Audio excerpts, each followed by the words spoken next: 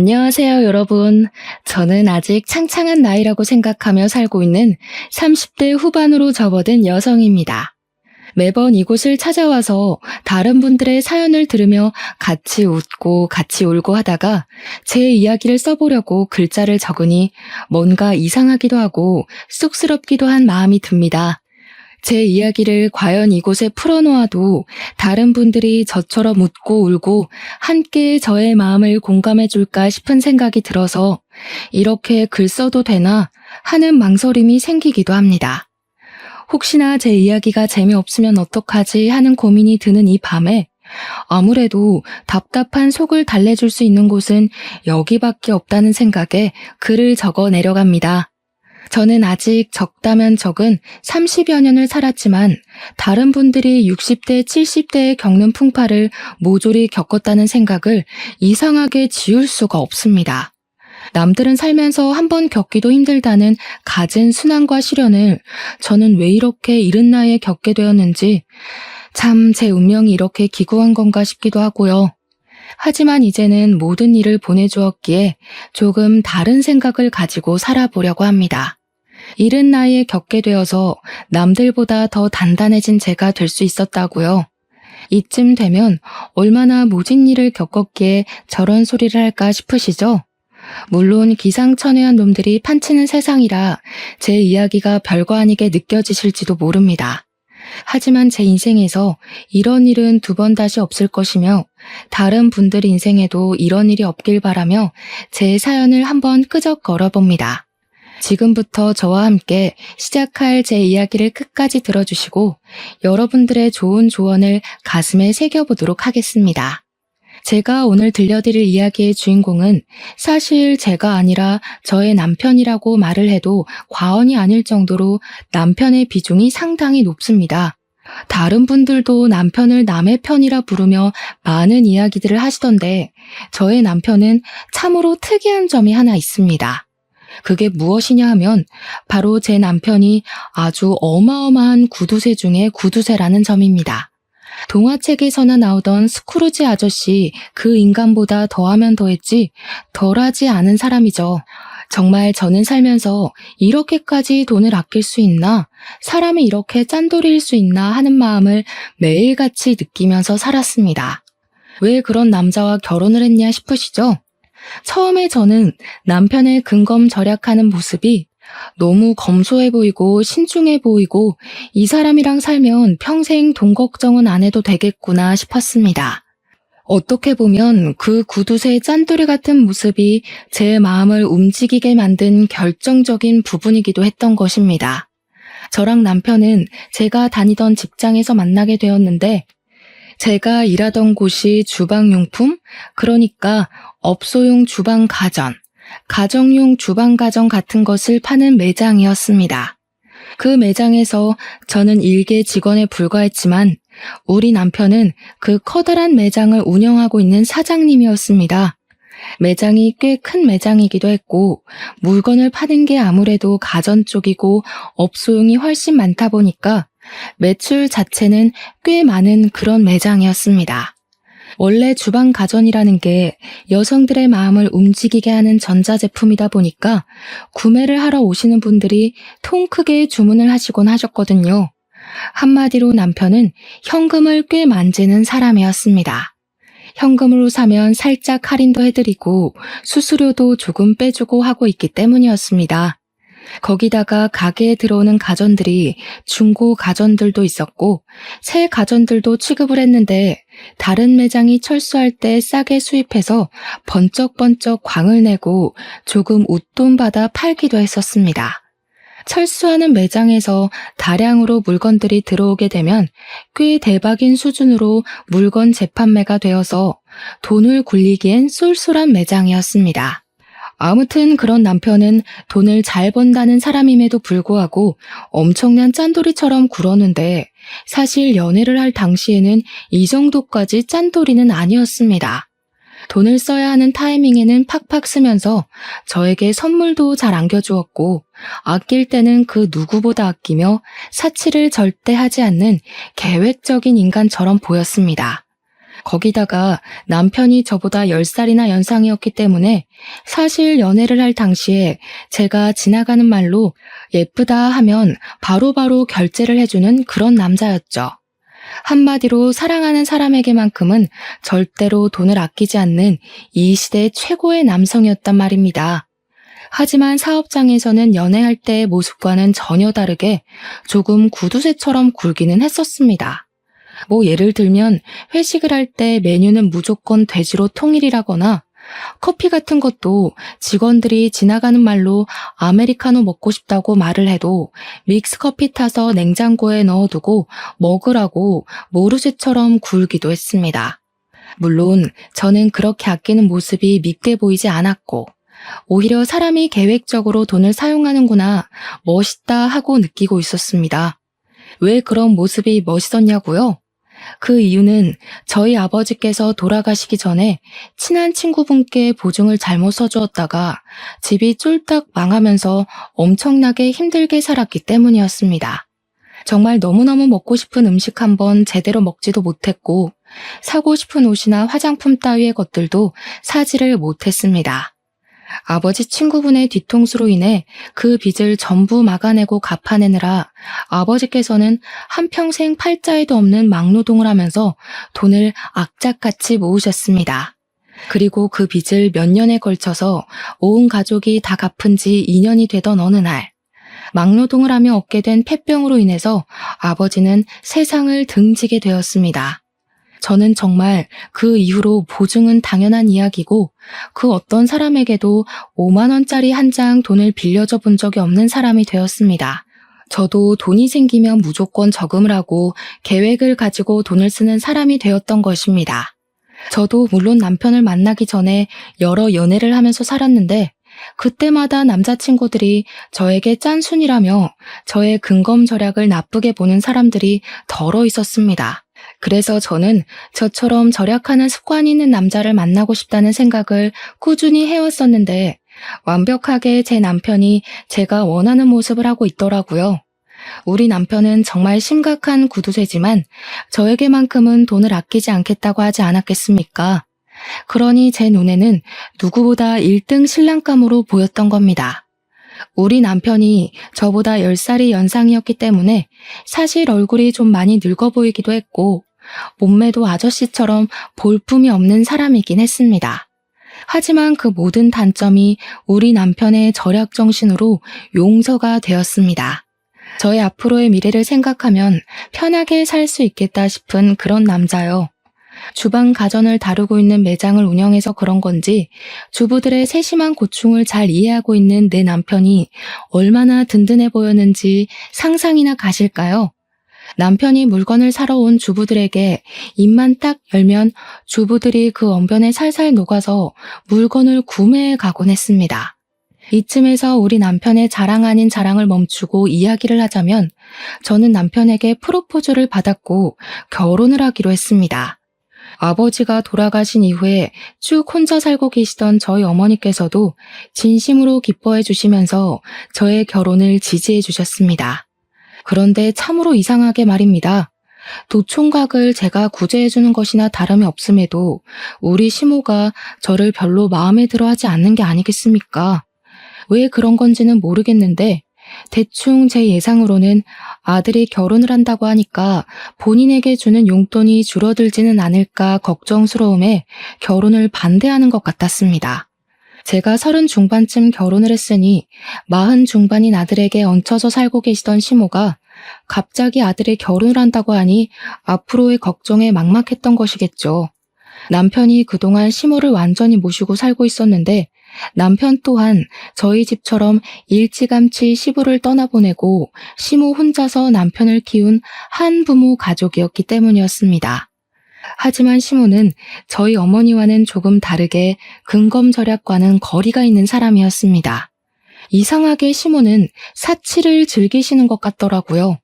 시댁에 인사를 드리러 방문을 했는데 방 한 칸이 시모가 모은 명품백과 명품 옷들로 가득 차 있는 걸 보고 상당히 놀랐다고나 할까요? 오히려 젊은 저보다 명품 브랜드를 훨씬 많이 알고 매번 새로 나오는 신상품들도 줄줄이 꿰고 있었습니다. 시모의 탐탁지 않음을 견뎌내고 결혼식을 올리고 신혼생활이라는 것을 시작하게 되었는데 진짜 결혼한 지 한 일주일쯤 지났을까요? 황당한 일이 벌어지게 되었습니다. 갑자기 남편이 운영하던 매장에 세무조사가 들어오게 되었는데 남편이 보유한 현금과 주식에 대한 세금을 내야 한다고 신고를 받았다고 하더라고요. 누가 했는지 모르겠지만 남편이 그동안 뒤로 몰래 숨겨놓은 현금들이 꽤 있었고 세무조사가 들어오게 되면서 남편은 그 돈을 다시 옮겨놔야 했습니다. 남편은 세금을 줄이기 위해서 백방으로 발에 땀이 나게 돌아다니며 물어본 결과 보유하고 있는 주식들만 와이프에게 양도를 해도 세금이 줄어들 것이란 이야기를 듣게 되었습니다. 남편은 세금을 내는 돈이 세상에서 제일 아까운 돈이라고 하면서 저에게 주식을 양도해주겠다고 이야기를 했고 사실 저는 끼름칙해서 싫다고 했습니다. 남편은 줄기차게 부부간에 양도를 하는 것이라며 절대로 법적으로 문제될 일이 없으니 안심하라고 저에게 주식을 대거 옮겨두었습니다. 사실 저는 세금이라는 건 국민이라면 누구나 내야 하는 부분이고 이런 행동이 탈세라는 행동이라 생각을 하고 있었습니다. 마음 같아서는 끝까지 받고 싶지 않았죠. 이렇게까지 귀찮은 짓을 벌이며 세금을 내지 않으려고 하는 남편이 이해가 가지 않았습니다. 결혼한 지 3개월이 지났을 때부터 저는 점점 남편에게 실망할 만한 일들이 생기기 시작했습니다. 남편은 병적으로 저에게 돈을 주는 것을 싫어했고 돈을 아끼기 시작했습니다. 어떤 일까지 있었냐 하면요. 제가 올이 나간 스타킹을 버리려고 하자 남편이 득달같이 달려와서는 멀쩡해 보이는데 이걸 왜 버리냐고 잔소리를 하더라고요. 올이 나가서 신을 수가 없다고 했더니 다 사용할 곳이 있다고 하면서 욕실에서 거의 다 쓴 조각난 비누들 있죠? 그걸 모아둔 통을 들고 오는 게 아니겠습니까?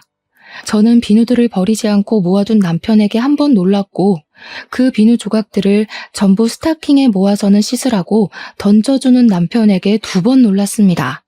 사람이 절약을 하면서 살 줄 알아야지. 예전에는 이 비누들 다 모아다가 빨래하는 데 쓰고 그랬어. 아니, 스타킹을 빨아둔 것도 아니고 제가 신다가 올이 나가서 버리려고 둔 스타킹에 비누 조각을 모아서 거품 내서 씻으라고 하는데 누가 좋겠습니까? 저는 그 행위 자체가 너무 더럽기도 하고 찝찝하기도 해서 그 비누를 쓰고 싶지 않았는데 그 뒤로 제가 그 비누를 얼마나 썼나 감시를 하기 시작했습니다. 그런 숨막히는 분위기 속에서 신혼생활의 분위기가 좋았으면 얼마나 좋았을까요? 그러다 저희에게도 아주 좋은 소식이 찾아오게 되었습니다. 결혼 6개월 차가 되었을 때 제가 임신을 하게 되었던 것입니다. 임신과 출산을 해보신 분들은 잘 아시겠지만 입덧이라는 게 제 마음처럼 조절이 되는 것이 아니지 않겠습니까? 이상하게 먹을 것이 너무 당기는 바람에 살이 어마어마하게 올랐습니다. 제 몸무게가 결혼할 때쯤 50kg 정도였는데 만삭 때 무게는 76kg가 될 정도로 살이 엄청나게 붙게 되었습니다. 오죽하면 병원에서도 임신 당뇨가 올 수 있으니 조심해야 한다고 과일이나 당류를 먹지 말라고 경고를 할 정도였으니 상상이 가시겠죠. 처음에 살이 붙기 시작했을 때 남편은 임신했으니까 살이 붙는 건 당연한 거라고 마음껏 먹으라고 저를 안심시켜 주었지만 날이 갈수록 불어나니 눈치를 주더라고요. 임신 기간 내내 대놓고 먹지 말라고는 하지 않았지만 그렇게 먹으면 속이 더부룩하지 않냐, 집안 살림 거덜내겠다 하면서 은근히 먹지 말라는 신호를 주었습니다. 저희 친정어머니께서는 제가 임신을 했다고 하니 좋은 걸 먹이고 싶어서 반찬도 가져다 주시고 제철 음식도 매번 해서 주셨습니다. 하지만 시모는 살이 찐 저를 보면서 저러다가 소박을 맞는 거 아니냐면서 적당히 살을 찌우라고 잔소리를 멈추지 않으셨습니다. 우리 아들이 퍽이나 그런 몸매를 한 여자한테 마음이 동하겠니? 살이 쪄도 어쩜 저리 뒤룩뒤룩 찐 건지 보기 흉하다. 그렇게 서러운 임신 기간을 보내고 출산을 한 뒤로 정말 이래도 되나 싶을 정도로 지옥 같은 육아를 시작하게 되었는데 이상하게 몸무게는 별로 빠지지 않더라고요. 누가 그런 소리를 했었는데 육아는 운동이 아니라 노동이라고. 노동은 절대로 살이 빠지지 않는다고요. 아무튼 그렇게 열심히 아이를 돌보고 밥도 제대로 못 먹고 했는데도 불구하고 살은 60kg 초반에서 더 이상 빠지지 않았습니다. 결혼을 할 당시보다 10kg 이상 살이 올라붙었으니 제 모습이 얼마나 미워 보였겠습니까? 남편이 저와 같은 방에서 자는 걸 거부하기 시작했습니다. 당신이 싫어서 각방을 쓰겠다는 게 아니라 애가 밤마다 울어대니까 시끄러워서 내가 같이 잠을 잘 수가 없잖아.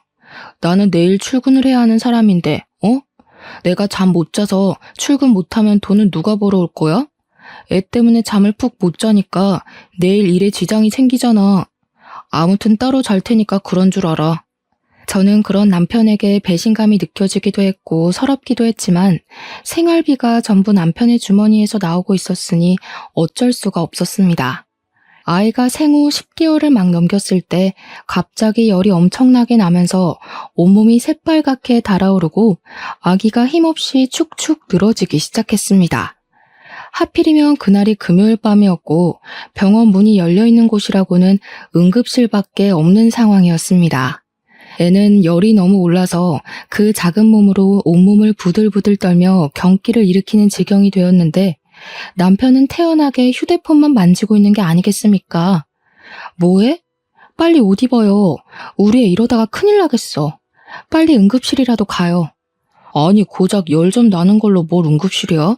그냥 해열제나 먹이고 땀이나 닦아주면 된다던데. 지금 응급실 가면 돈만 비싸고 처방해주는 건 다 똑같아. 어차피 가봐야 해열제나 먹이라고 할 텐데 그냥 월요일까지 버텼다가 동네 소아과 가. 아니 아무리 아이한테 관심이 없다고 해도 그렇지 말도 못하는 우리 아기가 아픈데 돈 아깝다는 말이 나올 수가 있는지 정신이 나갈 것 같더라고요. 저는 열 경련을 일으키는 아이의 열을 내리려고 온몸을 미지근한 수건으로 닦아주고 있었는데 그 물이랑 수건을 너무 화가 나서 남편에게 던져버렸습니다. 당신이 그러고도 애 아빠야? 사람이야? 애가 아픈데 휴대폰만 만지고 있으면서 아무것도 안 하는 게. 아이씨, 오래간만에 쉬는 날인데 별걸로 다 난리야. 그러더니 저를 째려보면서 축축하게 젖은 옷을 벗어 거실 바닥에 아무렇게나 던져두고는 방으로 쑥 들어가는 게 아니겠습니까? 저는 결국 터져나오는 눈물을 참지 못하고 애를 둘러엎고 택시를 타고 응급실에 갔는데 우리 애가 폐렴이라고 하더라고요.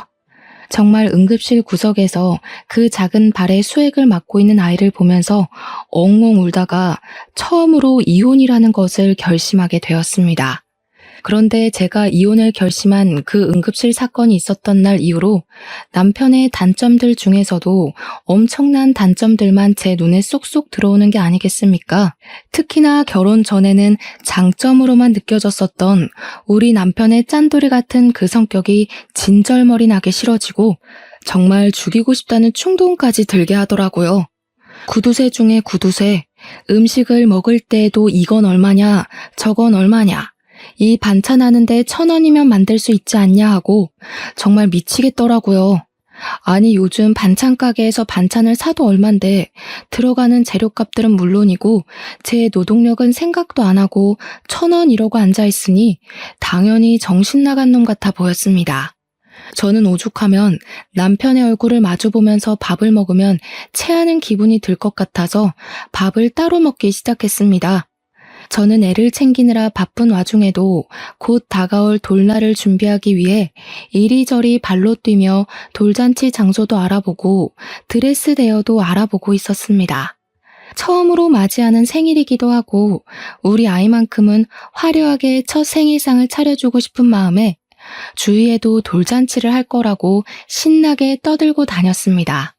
당연히 우리 남편도 둘도 아니고 하나뿐인 아이인데 돌잔치만큼은 통 크게 신경 써줄 거라고 믿고 있었기 때문에 백방으로 알아보고 다녔습니다. 제가 미리 알아본 업체들과 돌잔치 장소들을 쭉 정리해서 남편에게 보여주면서 처음으로 하는 생일잔치니까 이게 어떠냐 저게 어떠냐 의견을 물어보았습니다. 그러자 남편이 너무나도 시큰둥하게 저를 바라보면서 이야기를 하더라고요. 어차피 첫 생일 애도 기억 못하는 건데 그냥 대충대충 싸게 하자. 돌잔치 오는 손님들한테 금이나 받고 현금이나 챙기는 거지. 누가 요즘 돌잔치에 이렇게 비싼 돈을 태워? 그중에 제일 싼데 아무거나 해 그냥. 손님들 어차피 뭐 즐기려고 오는 것도 아닌데 구색 맞추기잖아. 그래도 우리 아이 첫 생일인데 어떻게 대충 하자는 말이 나올 수 있어요? 대부분 다 나처럼 생각한다니까. 오는 게 있으면 가는 것도 있다. 딱 이 마인드로 참석하는 거야. 돈만 잘 챙기면 되니까 대충 싼 곳 잡고 뷔페도 저렴한 거 해. 남편은 그 뒤로 정말 아이의 돌잔치 계획에 단 한 줄의 의견도 첨가하지 않았고 저는 서운한 마음을 가득 안고 여러 업체를 알아보고 결정을 내렸습니다. 남편에게 이 정도 돈이 들어갈 것 같다고 말을 하니까 뭐가 그렇게 비싸냐고 더 싼 곳으로 알아보라고 저에게 핀잔을 주는 것이 아니겠습니까? 뭐만 하면 돈돈거리니까 저도 서운하고 기분이 나빠서 친구들을 만나 수다라도 떨고 와야겠다는 생각이 들더라고요. 그런데 남편이 정말 생활비로 주는 현금이 엄청나게 적기도 했고 카드를 쓰면 카드 내역이 전부 남편에게 문자로 전송이 되고 있었습니다. 밥 한 끼 밖에 나가서 사 먹는 일이 쉽지 않았다는 이야기죠. 그래서 창피하긴 했지만 남편에게 친구들을 만나러 나가게 현금을 조금 달라고 했습니다. 내가 준 생활비는 다 어디에다 쓰고 돈을 달라고 그래? 그렇게 사람이 계획 없이 살 거야? 잔소리를 실컷 하며 사회생활에서 받은 스트레스를 저에게 다 쏟아내더니 현금 딸랑 2만 원을 주더라고요. 친구들 만나서 얻어먹을 줄도 알아야 한다고 하면서 커피값으로 2만 원이면 충분하지 않냐고 하는데 그 돈을 받으면서 제 처지가 어찌나 서럽게 느껴지던지 친구들을 만나서도 이런 이야기는 차마 못하겠더라고요. 10살이나 많은 남자에게 시집가서 거의 노예나 다름없는 생활을 하고 있다는 걸 제 입으로 어떻게 말을 하겠습니까? 그런데 아주 통쾌하고 기가 막힌 나름의 복수를 할 기회가 찾아왔습니다. 저희 아이가 돌잔치가 있던 그 해가 어머님의 칠순인 해와 겹치게 되었는데 생일도 비슷한 시점이었던 것이었습니다. 남편은 저희 아이 돌잔치는 싸게 빨리빨리 준비를 하라고 손님들에게 돈만 걷으면 된다고 말을 하더니 시모는 최고급 호텔에서 칠순잔치를 해주겠다고 하더라고요. 너무나도 당당하고 뻔뻔하게 저에게 이야기를 하는데 제가 기가 막혀서 무슨 대꾸를 해야 할지조차 감이 오지 않았습니다. 우리 엄마는 고생고생해서 나를 키워주셨는데 내가 그 정도도 못해?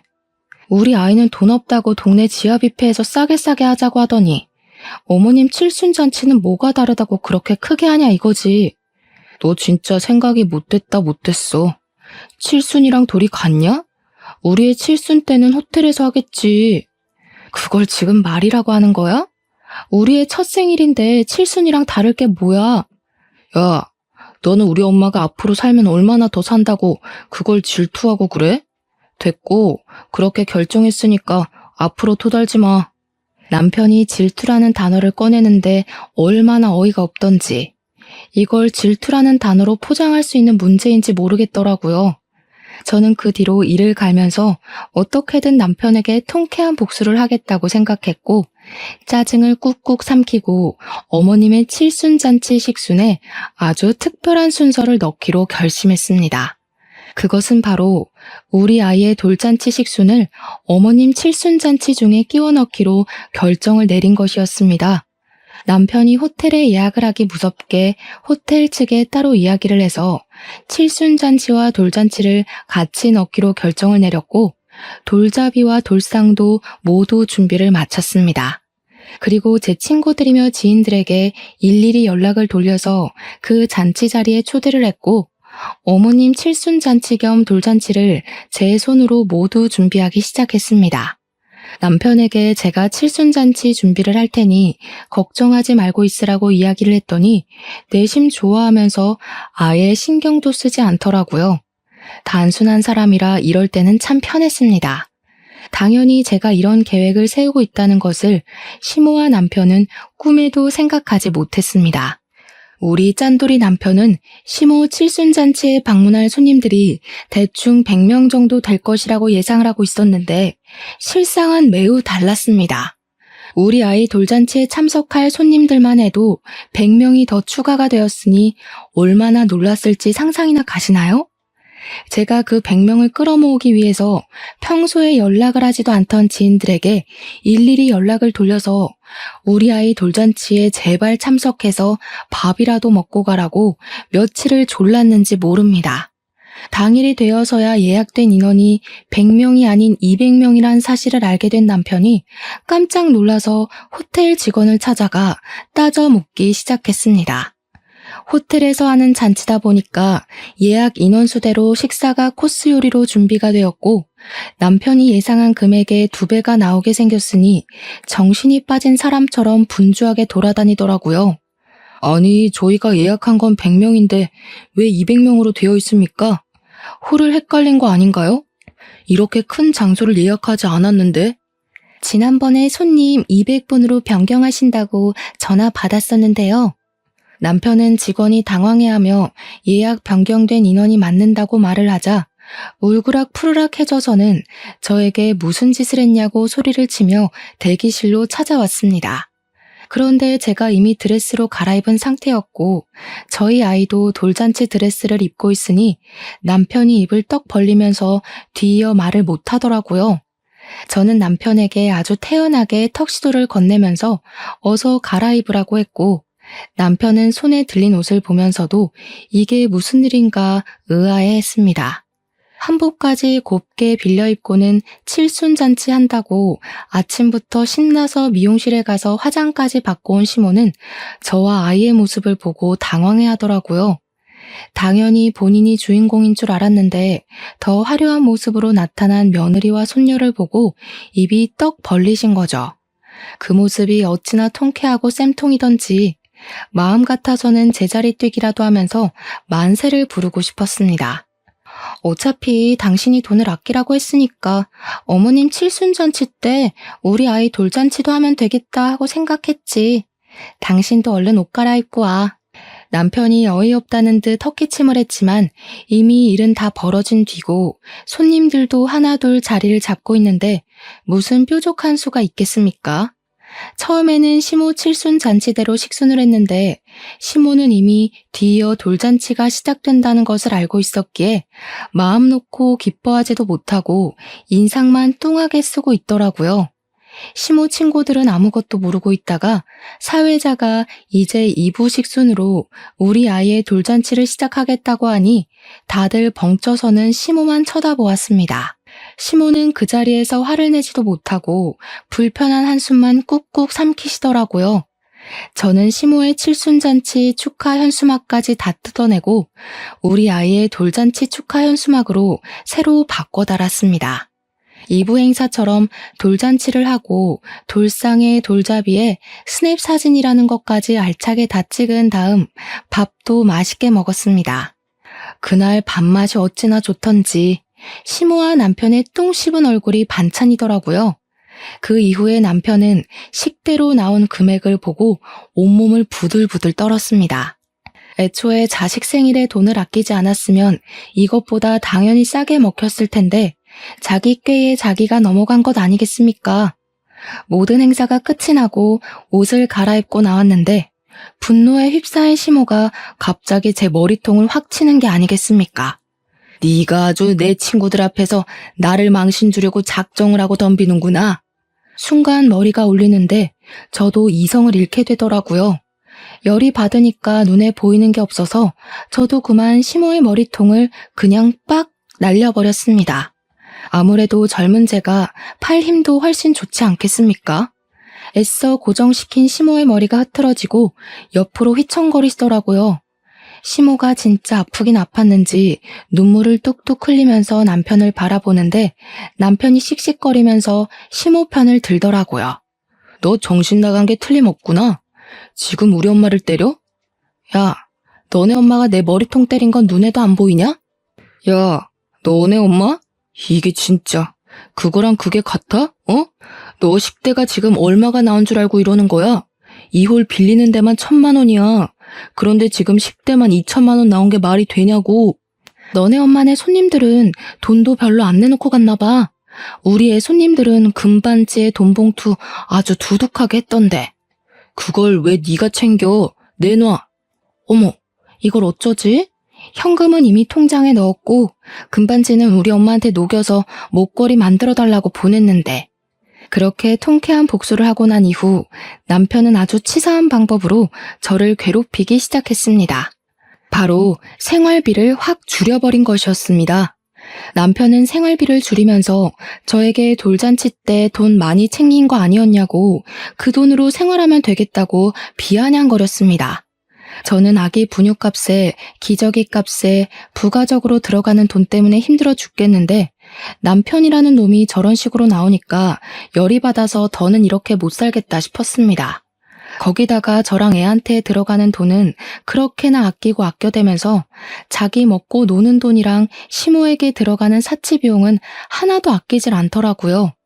맨날 말로만 죽겠다 죽겠다 하고 정작 쓰는 돈은 펑펑 쓰니 제가 열이 안 받겠습니까? 지 허리벨트 하나 사는 것까지도 전부 명품으로 긁어대면서 우리 아이와 저는 이렇게 거지꼴로 아껴 살아야 하나 싶은 생각이 들었습니다. 그러던 어느 날 항상 하늘은 불쌍한 자를 돕는다고 하지 않겠습니까? 우리 남편이 친구를 따라가서 돈을 더 불리고 싶다는 욕심에 큰 투자를 하나 하게 되었습니다. 물론 저에게는 비밀로 하고 가게 보증금까지 담보로 잡고서는 고위험에 속하는 주식 투자를 하나 들어가게 되었는데 사실 저희 남편이 투자를 잘하긴 하거든요. 엄청나게 좋은 주식이라는 말에 큰돈 한번 당겨보자는 심산으로 친구 따라 알아보지도 않고 아무 주식이나 들어갔다가 휴지 조각으로 변해버리고 만 것입니다. 있는 돈으로만 투자를 했으면 돈 잃고 마는 것인데 가게에 보증금까지 걸어뒀으니 남편 발등에 불똥이 튀기 시작한 거죠. 거기다가 엎친 데 덮친 격으로 팔았던 물건들에 어마어마한 클레임이 걸려오면서 된통 그 값까지 뒤집어 쓰게 된 것입니다. 우리 남편은 순식간에 빚더미에 앉은 알거지가 되었습니다. 남편은 급한 불을 끄고자 시모에게 가서 돈을 좀 빌려달라고 했는데 저희 시모도 엄청난 사치왕이라고 하지 않았겠습니까? 당연히 돈 없다고 했다더라고요. 그 이후에 남편은 정말 정신 나간 사람처럼 쉬지 않고 이곳저곳에 돈을 빌리러 다니기 시작했는데 어쩜 돈을 빌려주겠다고 나서는 친구가 하나도 없었습니다. 저는 그런 초라한 남편의 모습을 보면서 깨닫게 되었습니다. 남편이 오죽 짠돌이처럼 굴었으면 이런 위급한 상황에 돈을 빌려줄 친구가 하나도 없는지 말입니다. 저도 물론 근검절약하는 생활을 이어가긴 했지만 남편은 저와 수준이 다를 정도로 주위 사람들에게 돈을 아끼면서 살았거든요. 자기가 밥을 살 때에는 싸구려만 먹이고 남한테 얻어먹을 때는 하나라도 더 뽑아 먹으려고 애를 쓰는 사람처럼 살았으니 누가 남편을 돕고 싶겠습니까? 그것도 자기 매장을 운영하면서 돈까지 넉넉하게 만지는 사람이 없는 사람들보다 더 없는 모습으로 살았으니 친구들이 전부 진절머리가 났겠죠. 도울 때 확실하게 도울 줄 알았어야 했는데 남편에게 그런 지혜는 전혀 없었던 것입니다. 여보, 나 진짜 이러다가 가게고 나발이고 거리에 나앉게 생겼다고. 처가에 가서 돈이라도 좀 빌려달라고 해봐. 어? 저에게 사정사정을 하다가 돈 빌려오라고 윽박을 질렀다가 하는데 저는 그런 남편의 모습이 너무나도 웃겨서 깔깔거리며 비웃어 주었습니다. 남편이 정신나간 년처럼 웃는 저를 보면서 머리가 어떻게 된 거 아니냐고 우리 가족 전부 거리에 나앉게 생겼는데 웃음이 나오냐고 소리를 치더라고요. 저는 그런 남편에게 정색을 하며 이야기를 했습니다. 왜 웃으면 안 돼?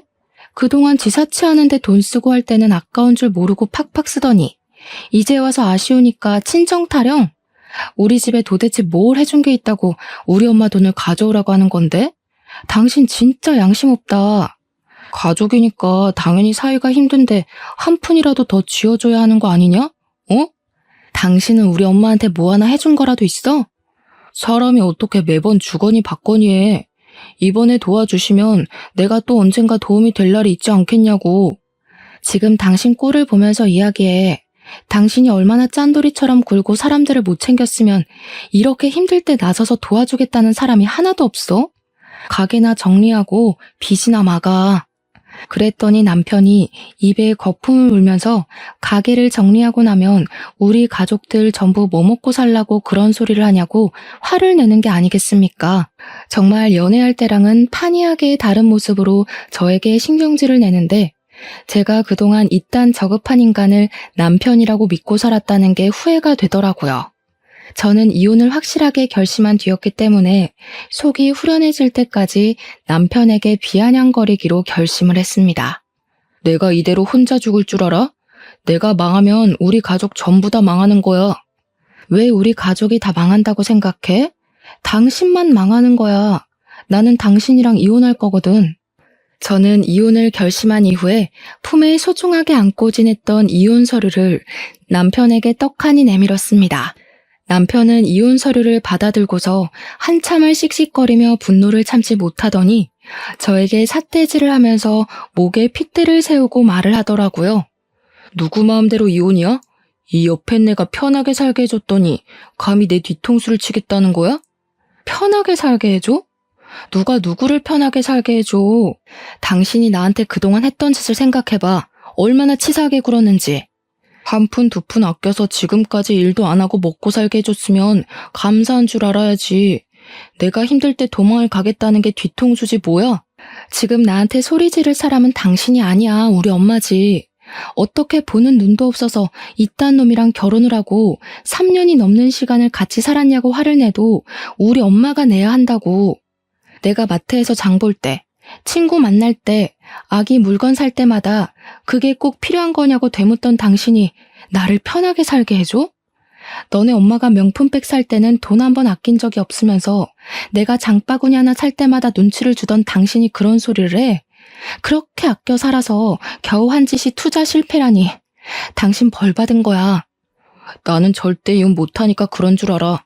어디 옆에 내가 집에서 애나 돌보고 집안일이나 할 것이지 큰 소리를 떵떵 치고 살아. 누구 마음대로 못해준다 만다야? 당신이 못하겠다고 버티면 나는 소송이라도 할 테니까 그런 줄 알아. 제가 소송까지 불사르겠다고 하자 남편은 씩씩거리다가 갑자기 소리를 꽥 지르면서 저에게 생각난 듯 말을 했습니다. 내가 신혼 초에 넘겨놨던 주식 있지? 그거 그대로 있지? 네가 가진 내 주식 다시 내 계좌로 돌려놔. 그거면 급한 불 맞고도 남지. 내놔. 처음에는 남편이 무슨 말을 하는지 이해를 못하고 있다가 곰곰이 생각을 해보니 남편이 세금을 덜 내려고 제 계좌로 옮겨두었던 주식이 생각나게 되었습니다. 저는 남편에게 끝까지 유익한 일을 하고 싶지 않았기 때문에 발악하는 남편을 두고 간단하게 챙긴 짐을 들고 친정으로 도망치듯 나왔습니다.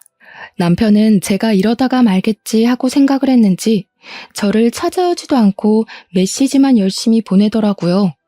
지금 돌아오면 용서해주겠다, 생활비를 더 줄여버리겠다 하는 아주 추잡한 메시지들을 보내면서 저에게 주식이나 빨리 확인해보라고 하더라고요. 저는 남편의 마지막 메시지를 확인하고 생각이 나서 힘들게 주식 앱을 설치하고 들어가서 잔고를 확인해 보았습니다. 그리고 저는 너무 놀라서 입을 틀어막게 되었습니다.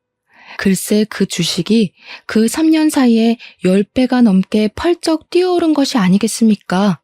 저는 정말 제 눈을 비비면서 이게 뭔가 싶어 0이 붙은 숫자를 다시 한번 확인했습니다. 마치 로또를 맞아도 이런 금액을 맞을 수 없을 것이다 싶을 정도로 제 현실을 의심하게 되었고 정말 이 돈이 내 계좌에 들은 잔고가 맞나 몇 번을 확인했습니다. 아무리 눈을 비비고 팔을 꼬집고 해도 그 돈은 그대로 제 계좌에 들어있더라고요. 그 주식이 연예계 엔터테인먼트 회사 주식이었는데 아이돌 그룹이랑 배우들이 성공을 하면서 회사 자체가 몇 년 사이에 대박이 났다는 것입니다. 해외 진출에도 성공하게 되면서 외국 투자자들이 탄탄하게 투자를 했고 그 덕으로 대박이 터져서 엄청나게 성장을 한 회사라고 하더라고요. 제가 너무 의심이 되어서 인터넷 기사까지 검색을 해보았다니까요. 처음에는 분명 1억 조금 넘는 금액이었던 주식이 3년 사이에 10억이 넘게 불어난 걸 보니까 왜 사람들이 주식을 하는지 알 것 같았습니다. 남편은 저에게 확인을 해보았냐고 당장 돌려달라고 말을 하는데 제가 그 돈을 왜 돌려주어야 하는지 모르겠더라고요. 사실 부부간의 재산이고 그 당시에 세금을 내지 않기 위해 양도했던 것이기 때문에 저의 재산이나 다름없는 돈 아닌가 싶었습니다. 그동안 저에게 돈을 가지고 치사하게 굴었던 적이 한두 번이 아니었던 남편에게 이 주식이야말로 정말 복수의 마지막을 장식할 수 있는 기회 아닌가 싶었습니다. 저도 갑질을 하기로 마음을 먹고 변호사를 찾아가서 시집살이 당했던 것, 남편이 생활비로 치사하게 군 것, 마지막으로 양도받은 주식 이야기까지 모조리 털어놓았습니다. 변호사는 저에게 세금을 피하기 위한 불법적인 수법으로 양도를 했기에 이 주식을 굳이 돌려주지 않아도 된다고 말을 하더라고요. 재산 분할을 해달라고 해서 나누게 된다고 하더라도 유책 배우자가 남편이기 때문에 얼마 못 가져갈 거라면서 저에게 단단히 버티라고 하시더라고요. 변호사님까지도 제 편을 들어주시는데 제가 화려한 뒤통수를 때려야 하지 않겠습니까? 남편이랑 시모는 그 주식값이 뛴 것을 보고 계속해서 저를 귀찮게 했지만 저는 그들을 완벽하게 무시했습니다. 결국 남편의 가게가 넘어가고 가게며 집이며 전부 빨간 딱지가 붙어버렸고 우리의 신혼집 또한 경매로 넘어가게 되면서 남편은 시모 집에서 얹혀 살게 되었습니다. 시모는 망해버린 아들이 돈까지 주지 않으니까 사치를 못해서 답답해 죽겠다며 읍소를 했습니다. 결국 둘 다 저를 찾아와 무릎을 꿇고 빌면서 한 번만 도와달라고 사정사정을 하더라고요. 제가 가진 돈의 반의 반만이라도 나눠주면 안 되냐고 잘못했다고 말입니다. 저는 당연히 그들의 처지를 비웃으며 응, 안 돼, 돌아가 하면서 약을 올렸습니다. 내가 당신한테 돈 가지고 벌벌 기었던 걸 생각하면 이 뒤통수에 몇 배를 돌려줘도 모자랄 지경이야. 앞으로도 그렇게 짠돌이처럼 아껴 살면서 돈 모아서 갚도록 해. 알겠지? 아, 그래도 내가 그동안 살았던 정이 있으니까 밥 사 먹을 돈은 줄게. 그러면서 지갑에서 딱 2만 원을 꺼내서 남편에게 주었습니다. 남편은 돈을 받으면서 부들부들 떨더라고요. 밥 먹는데 무슨 10,000원씩이나 들어? 적당히 분식 같은 거 사 먹어. 그럼 넉넉하게 쓸 수 있어. 아메리카노도 한 잔 먹고. 남편이 벙찐 얼굴로 저를 바라보는데 친정 어머니께서 경찰에 신고를 하셨더라고요. 여기 주거 침입한 사람들 당장 잡아가라고요. 경찰이 와서 시모와 남편을 잡아 끌고 가는데 끝까지 시모는 발악을 하고 남편은 망연자실한 얼굴로 아무 소리도 못하고 질질 끌려나갔습니다. 결국 남편이랑은 7개월의 소송 끝에 이혼을 하게 되었고 재산 분할해주라는 결과가 나오긴 했는데 주식의 10%만 주면 된다고 하더라고요. 쿨하게 딱 1억 송금해주고 끝냈습니다. 저는 남편 덕에 공짜로 얻은 돈으로 우리 아기를 잘 키우면서 행복하게 살고 있어요. 거의 9억이 넘는 돈이 생긴 덕분에 지금은 친정 어머니와 함께 여유 있는 생활을 즐기는 중입니다. 해외까지는 아니지만 국내 여행도 자주 다니고 있고 우리 아이를 위해 부족함 없이 지내고 있어 몸도 마음도 건강해지고 있답니다. 여러분께서 큰 결정을 내릴 때 저의 이야기가 도움이 되길 바라면서 오늘 저의 사연은 여기서 마치도록 하겠습니다. 감사합니다.